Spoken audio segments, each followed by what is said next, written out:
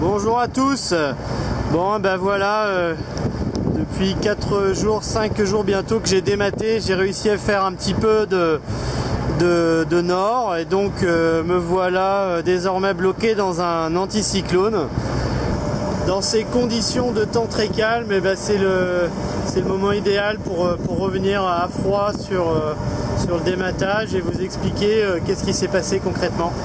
Alors là c'est une poulie de Bastac, ça c'est la poulie de Bastac tribord, c'est la poulie qu'on dit primaire, c'est par là que la charge arrive du câble de Bastac avant de retourner sur un palon. Et on voit que sur cette poulie, le loop, en fait cette poulie n'est pas conçue pour que le loop passe à l'intérieur, alors que sur cette autre poulie il passe à l'intérieur. Ce qui fait que si celle-là casse, le loop retient la Bastac, si celle-là casse, il n'y a pas de retenue. Donc voilà à bâbord la traîtresse. Donc c'est cette superbe poulie qui a cassé et qui a donc généré la rupture du mât et tous les ennuis qui s'en sont suivis et qui continuent devant l'étrave.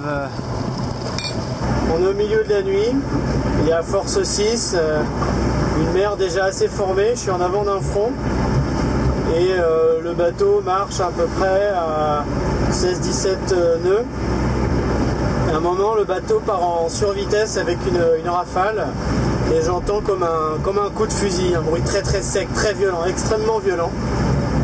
Tout de suite évidemment je me précipite dehors et quand je tourne la tête et je regarde vers l'avant du bateau, je me rends compte que eh bien, je n'ai plus de mât, plus rien du tout. Seul un morceau de 1 mètre reste accroché au pont et un autre morceau de 4 mètres avec des haubans et des morceaux de barres de flèche menacent de faire des trous dans le pont. Le reste, le gréement, les voiles traînent dans l'eau.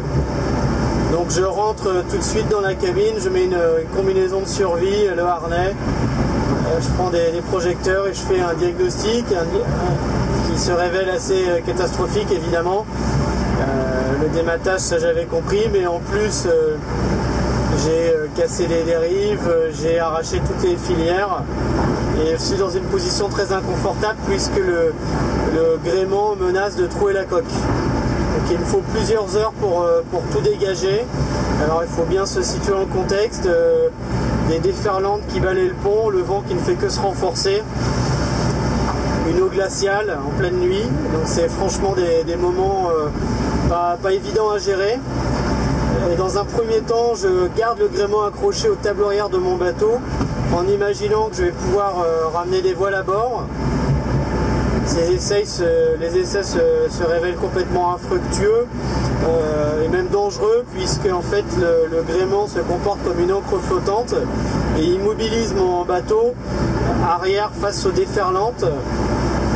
Le vent s'est renforcé, souffle désormais à la force 8 et la houle est passée à 5-6 mètres.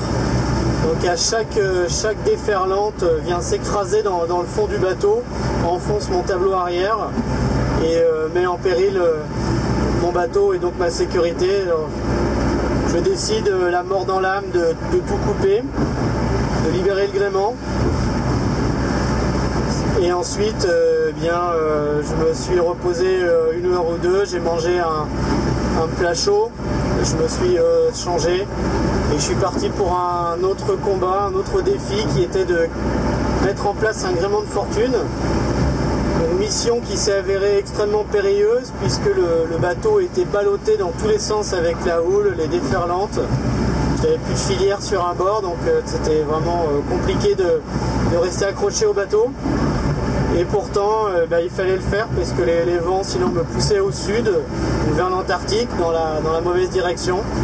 Et il fallait absolument pouvoir s'extraire au plus vite de ces océans dangereux. Voilà, donc ce travail m'a pris une douzaine d'heures. Et ensuite, j'ai pu améliorer au fur et à mesure le gréement. Et me voilà à 400 000 de l'Australie.